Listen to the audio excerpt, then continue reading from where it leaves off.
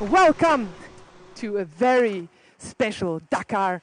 No, not only Dakar Inside, Classic Inside. We have a look on 70 years of history of the Unimog, the Universal Motorgerät in German. And we do that in the Unimog Museum.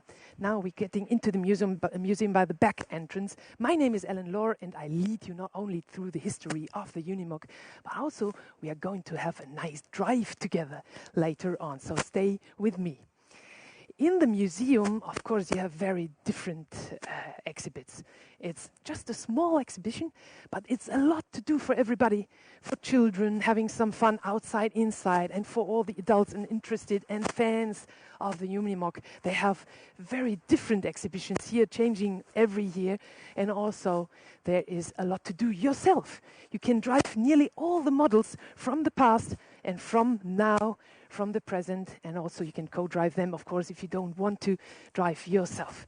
But let's start our 70 years inside Unimog story with the #1 model. This is it. Well, actually, it's the number 6, which was ever built in 1946.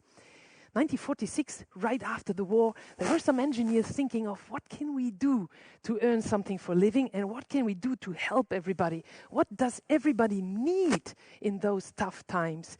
And then they constructed the Unimog. This tractor here, the little grey Ferguson, that was the state-of-the-art tractor model at that time. But the Unimog, already the model #1, was so much better. If you just have a little look at it, you can see that you have 2 people driving it instead of 1. You don't have only the 2 wheels, you have which go forward. You have the 4-wheel drive on this truck, already on this little working machine, and that's the point. It's not only off-road terrain, what the car is able to do or the truck is able to do.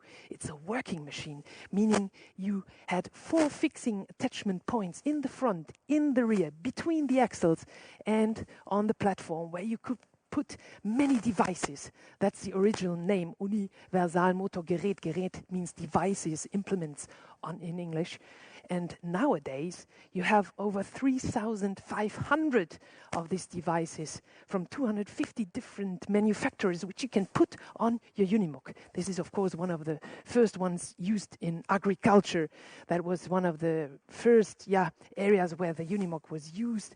Later on, it was very much used in the military purpose as well, of course. If you follow me a little bit through the exhibition, you will also see not only different special models, but also this one. This is also a special model because it's a future study. It was made in 2011. And if you ask me, I don't think we will see that really on the road. But nevertheless, it does have some nice features. First of all, it's huge. It's big tires and, well, very futuristic. Futuristic is a key word, because if you have a look here, this is the cabin of the model from 2000. So a little bit in the past, but still used very much. And the cabin already has a carbon composite structure to put the weight down. And that was very, very futuristic in 2000 to use it on a truck. And of course, it's still used in the future as well and at the present models. Like I said in the beginning, I want to take you on a ride. And that's possible in the Mercedes Unimog Museum as well. So you not only have the exhibition, like I said, you also have the chance to drive yourself.